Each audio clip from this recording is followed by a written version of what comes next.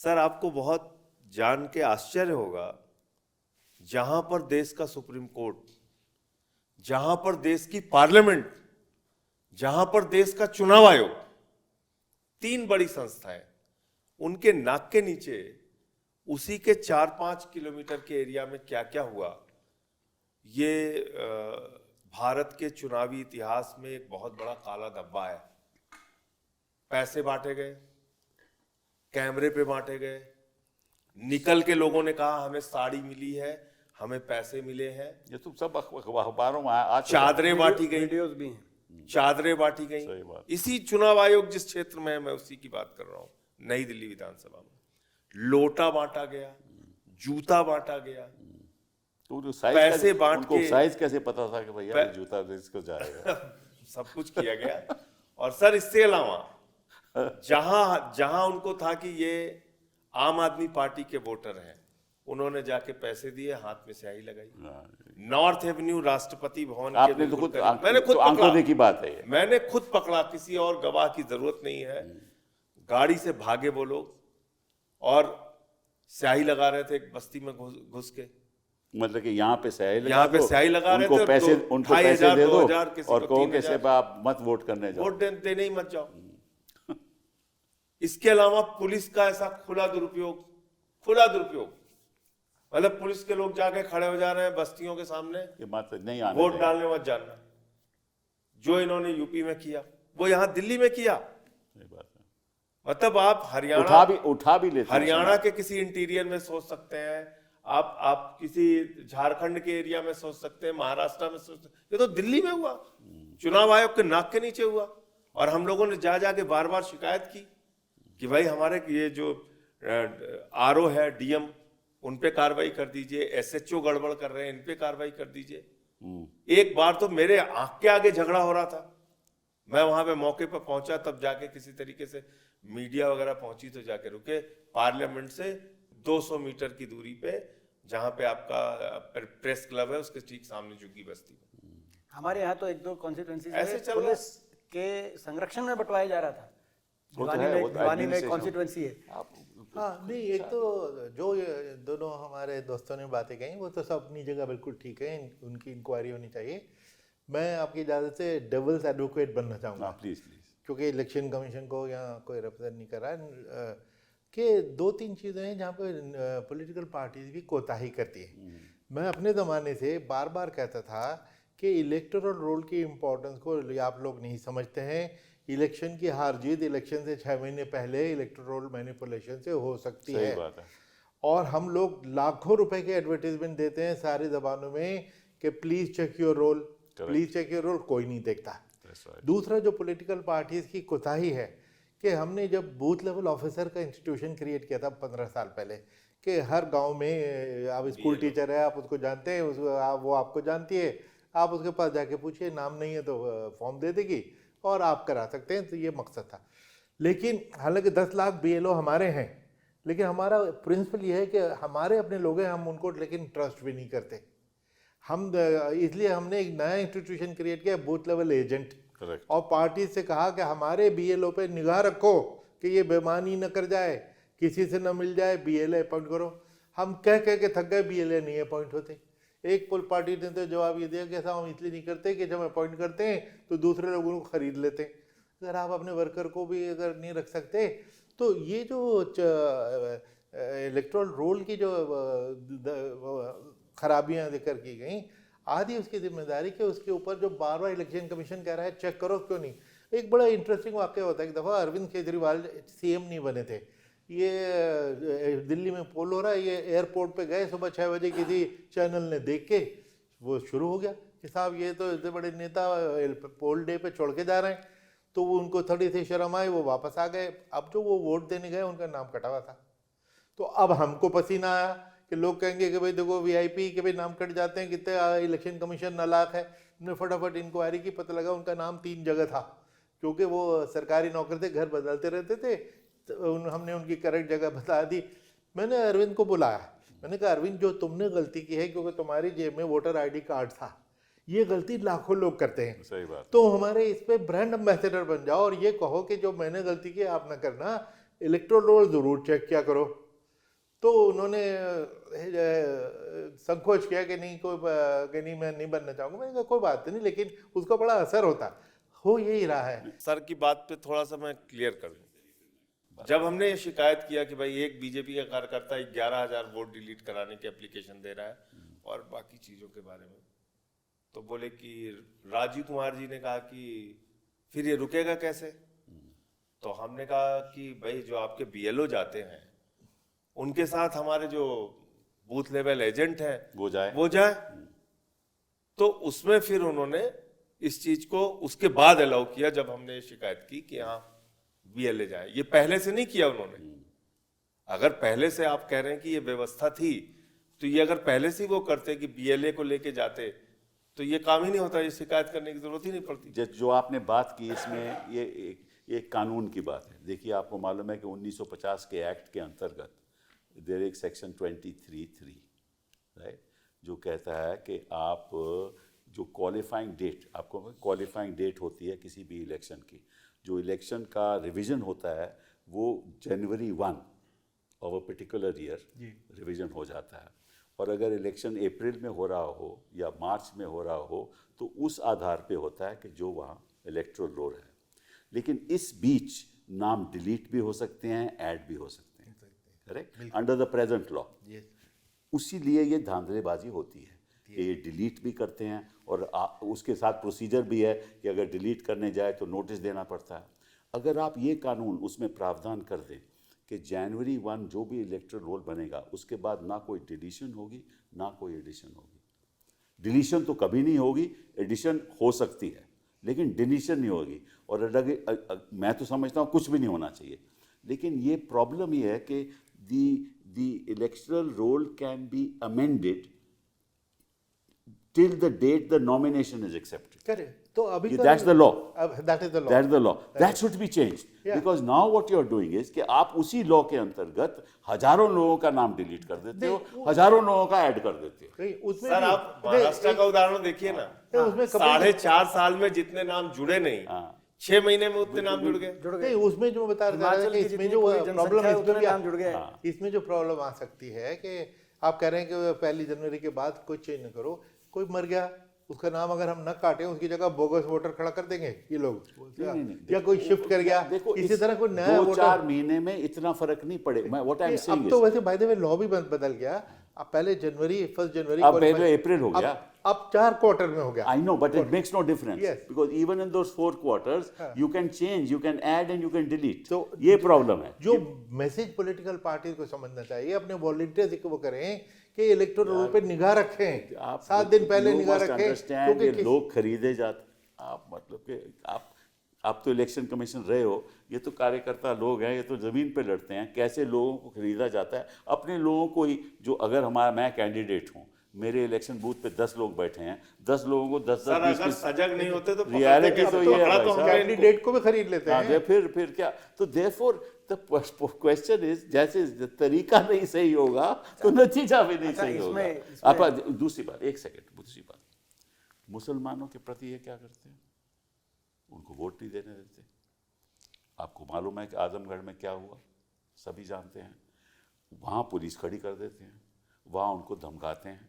अगर कोई जबरदस्ती का प्रधान हो, उसको रातों रात, अगर वो वोट देना चाहता है, उसको रातों रात उसको ले जाते हैं और उसको बंद कर देते हैं। संभल में हुआ। और इनके लोग, इनकी पार्टी के लोग वही शराब डिस्ट्रीब्यूट करते हैं, उस पर कोई रोक नहीं करती, पुलिस कुछ नहीं करती। तो ये अगर पुलिस का रवैया सही नहीं होगा तो फिर ये इलेक्शन होगा कैसे? और ये सिर्फ मुसलमानों के नहीं, संजय जी, ये चीज 20-25 साल पहले एग्जैक्टली यही सिचुएशन थी। हम वापस उस पर पहुंच गए कि 4 बजे नहीं जी वोट बंद हो गया, भाग जाओ यहाँ से। ये सब तो होता था। कैसे करें?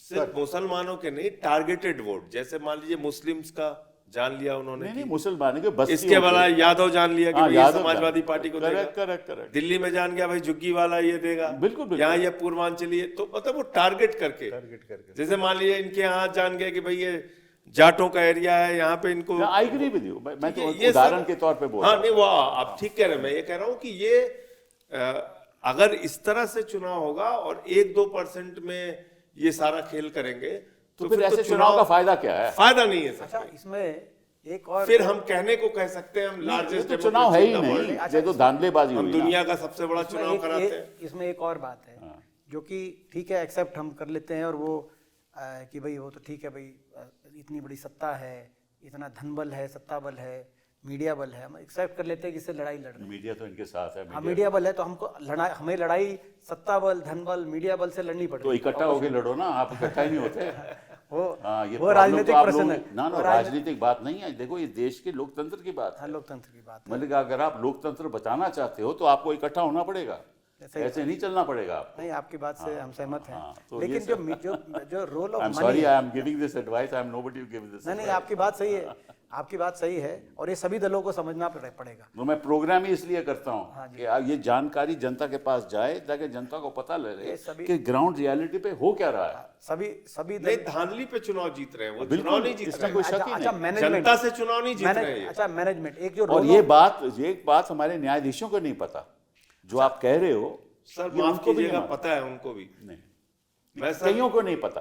देखो मैं उनके पास इलेक्शन पिटिशंस जाती हैं, बहुत सारी जानकारियां उनको दी जाती हैं। वो देखिए, मैं आपको बताता हूँ, वो एक जज नियुक्त होता है, उसी के पास जाती हैं, उसी जज को पता है। तो फिर वही बात है ना। प्रॉब्लम यह है ना कि आम जनता, जब तक ये बात आम जनता के पास आप नहीं लेकर जाओगे, जब तक आप लोग सड़क पे उतर के नहीं बताओगे कि यहाँ चुनाव होते कैसे हैं, तो फिर और इन चुनाव धांधलियों आयोग से- नजरअंदाज करेगा, तो फिर तो ये होगा। इन धांधलियों और तरीकों से 5-6% वोट बहुत आराम से मैनिपुलेट किया जा सकता है, देखिए, ये मैनेजमेंट 5-6% जो ये कह रहे हैं, आराम से कर सकते हैं। अब मैं हरियाणा में उदाहरण देख रहा हूँ। लोकसभा चुनाव में हम भाजपा से 2.5% वोट आगे थे, और इसमें वहाँ मोदी जी का चेहरा था, जो उनके वो हैं। ऐसे ही नांदेड़ के वो है जो उपचुनाव हुआ लोकसभा का, उसमें हमारे कैंडिडेट जीते वहाँ से, मगर नीचे किसी सीट हार गए। तो ऐसे में विश्वास कि भाई ये मैनेजमेंट जो हो रही है, वो कहीं ना कहीं तो मैनेजमेंट हो रही है कि अगर हरियाणा के 10 साल की परफॉर्मेंस से लोकसभा में लोग खुश नहीं थे मोदी जी के चेहरे पे, तो विधानसभा में जब उससे ज़्यादा ओपिनियन पोल्स, सारे एग्जिट पोल्स, सारे ओपिनियन पोल्स, सारे इंडिकेटर दिखा रहे हैं कि लोकसभा से ज़्यादा स्विंग है कांग्रेस के फेवर में, तब शरद यादव जी miraculously- सारे दुनिया में नहीं है, तो उनके लिए एक बार जब वो धरने पे बैठ गए थे और पता चला बाद में चुनाव जीत गए, तो टाइम्स ऑफ इंडिया ने हेडिंग लगाई थी कि Sharad Yadav shocked by his victory. तो भारतीय जनता पार्टी खुद ही शॉक थी हरियाणा की विक्ट्री से, उनको खुद भी नहीं पता था कि वो जीत रहे हैं नहीं, चुनाव। उनको जिनको जो जिताना चाहते थे, 15-20 से ज्यादा वो नहीं मान रहे थे। संजय जी, जो जिताना चाहते थे उनको पता था, आम आदमी को नहीं पता था। ये हो सकता है, हाँ, ये हो सकता है। और महाराष्ट्र के अंदर इतना महाराष्ट्र के अंदर बड़ा- इतना बड़ा मैंडेट उनको मिलेगा, ये भी नहीं लग रहा। किसी को भी नहीं मालूम था। मैं तो और दिल्ली में भी मुकाबला लग रहा था, ये मैं मान सकता हूं, लेकिन इतना जितना गैप आया सीटों में, दिल्ली में अंत तक हम लोगों को लग रहा था कि भाई किसी भी हालत में हमारी 45 से कम तो सीटें नहीं आनी चाहिए, और 2% वोट के मैनेजमेंट अच्छा, ये जो आपने एक और बात कही, इकट्ठे हो जाओ की बात कही आपने, धनबल पे कही आपने, हाँ। मगर द रोल ऑफ मनी, नहीं, इलेक्शन मैं कमीशन उस का पे क्या अलग आ रहा हूं। कोई रोल अभी इसमें उसी पे चर्चा सबको कर रहा पता है कि आज मैंने एक महाराष्ट्र में फोन किया, एक हमारे बड़े सीनियर लीडर हैं, जो कई बार के विधायक रहे, कि क्या चल रहा है महाराष्ट्र में, पता इलेक्शन के यहाँ लक्ष्मी वर्षा चल रही। तो आज ये ओपन सीक्रेट है कि सत्ता दल वास्टली बाकी किसी भी पार्टी से ज्यादा रिसोर्सफुल है, उनके पास इतने संसाधन हैं और उन संसाधनों को झोंकती है। तो जो ये आप कह रहे हैं कि भाई, आप कह रहे हैं कि हर बूथ पे, तो कई ऐसे दल भी हैं जैसे सत्ता दल भाजपा, उनके पैसा के अलावा प्रशासन उनके भी पास है ना। उनके पेड वॉलंटियर्स भी हैं, इतना उनके पास संसाधन है, पैसे के अलावा तो हर प्रशासन चीज भी में है। हाँ, प्रशासन और पैसा, तो पैसा इतना ज्यादा उनके पास हो गया है। और देखिए, इसमें जो सबसे गंभीर बात है ना कि प्रशासन जो ऐसा रोल कर रहा है, 20 साल पहले करता था, और हमारे जमाने में इनकी हिम्मत नहीं थी।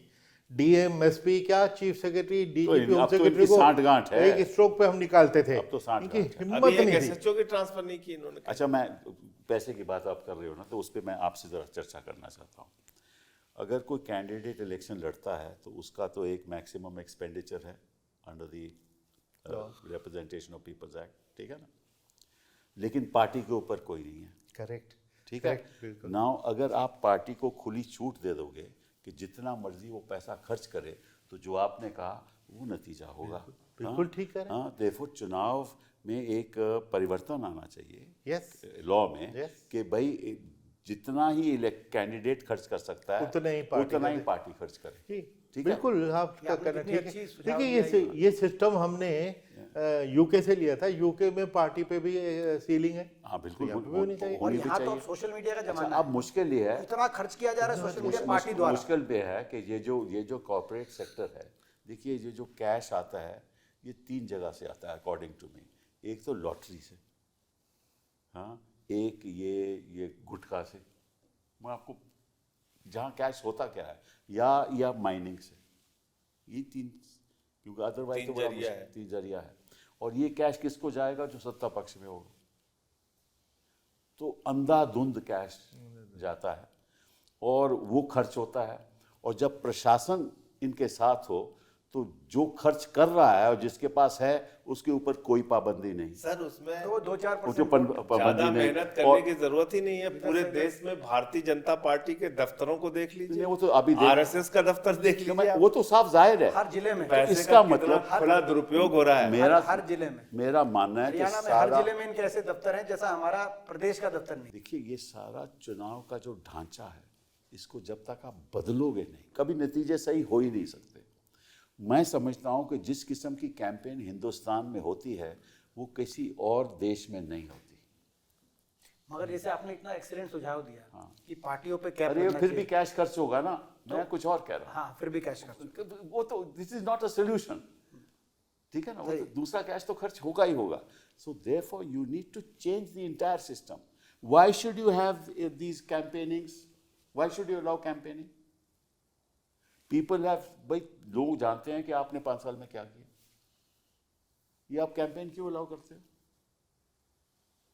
ये तामझाम, ये भीड़ खड़ी करना, करोड़ों रुपया खर्च करना, 40-50 हज़ार करोड़ खर्च हो जाता है, ये क्यों?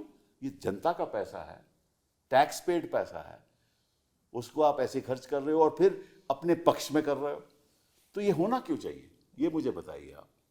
हाँ, ये तो सिस्टम बदलना चाहिए ना। जी बिल्कुल। और इसमें उसके ऊपर पार्लियामेंट में कहीं डिस्कशन ही नहीं सुना हमने। एग्जैक्टली, क्योंकि उनको फायदा है। जो सत्ता पक्ष में लोग बैठे हुए हैं वो तो चाहते हैं कि ऐसा हो, पर ऑपोजिशन और विपक्ष के पास पैसा नहीं है, तो पैसे की कमी, और जो पुलिस इनके साथ हैं, पुलिस अधिकारी इनके साथ रहते हैं, ठीक है, और सारा प्रशासन इनके साथ है, तो कोई स्पेस ही नहीं है ऑपोजिशन के लिए चुनाव लड़ने की।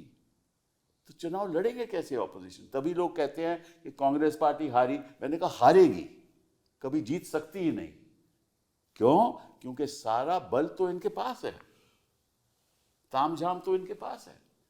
तो आप सब लोगों को, हम सब लोगों को, हम भी मेंबर ऑफ पार्लियामेंट हैं, इस पे विचार करना चाहिए और जनता को बताना चाहिए कि ऐसा रवैया होगा, ऐसा काम होगा। निष्पक्ष चुनाव का फिर कोई मतलब नहीं है। ही नहीं, निष्पक्ष चुनाव हो ही नहीं सकते। और निष्पक्ष चुनाव की धारणा लोगों में नहीं होगी तो आपकी बात है कि भाई अब लोग ये मान के चल रहे हैं कि अगर थोड़ा बीजेपी पीछे 2-4-5% से मैनेज कर जाए, हाँ बिल्कुल, बिल्कुल। आराम से। ये आज देश के अरे लोगों भाई, में धारणा बन गई। गिनी चुनी सरकारें ये गिरा देते हैं, वो भी तामझाम से, आपको मालूम है। 5% वोट बहुत आराम से मैनेज अच्छा, कर वो सकते उसका अलग है। हमारे यहाँ तो कई कैंडिडेट्स ये कहते थे चुनाव में भाजपा के कि कोई बात नहीं, अगर कांग्रेस की सरकार भी बन गई तो भी आएंगे हम ही।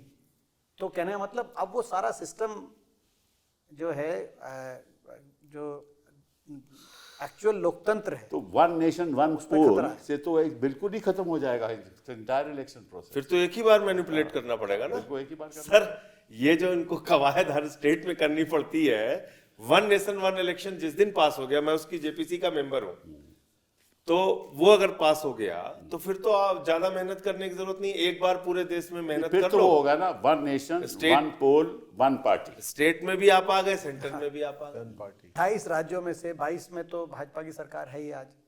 तो वो जो आप कह रहे हैं कि 1 पार्टी, वो तो तो होगा। 28 में से भाजपा या एनडीए के पार्टनर्स की सरकार हमने है? 28 पूछा और 22 मीटिंग में, हमने कहा भाई एक चीज आप बताइए कि 5 साल के लिए एक सरकार चुनी गई और वो सरकार बीच में गिर गई, तो फिर तो मिड टर्म इलेक्शन होगा। भैया तो वो क्या कह रहे हैं, संजय जी, वो कह रहे हैं कि साहब अगर मान लीजिए 3 साल का टर्म है तो अगला इलेक्शन जो होगा वो 3 साल के वो लिए ठीक है, वो अलग चर्चा है। आपकी ये बात सही है कि मगर सबको साथ आना पड़ेगा कुछ बिंदुओं पे, और ये इन बातों को पॉलिटिकल डिस्कोर्स में लाना हाँ, होगा। ये कह रहा हूँ कि पॉलिटिकल डिस्कोर्स में ये बात आए कि भाई निष्पक्ष चुनाव। क्योंकि देखिए खतरा लोकतंत्र का है, ये नहीं कि एक पार्टी चुनाव जीत जाए दूसरी पार्टी चुनाव, उससे कोई नहीं है। खतरा लोकतंत्र का है, क्योंकि अगर सारी संस्थाएं इनके कब्जे में आ गई तो फिर कोर्ट भी कुछ नहीं करेगा, ये रियलिटी। और अगर कोर्ट कुछ नहीं करेगा और इनकी सारी संस्थाएं इनके कब्जे में आ जाएंगी तो लोकतंत्र खत्म हो जाएगा। इसी विचार के साथ आज की चर्चा खत्म करते हैं। Thank you very much for being here.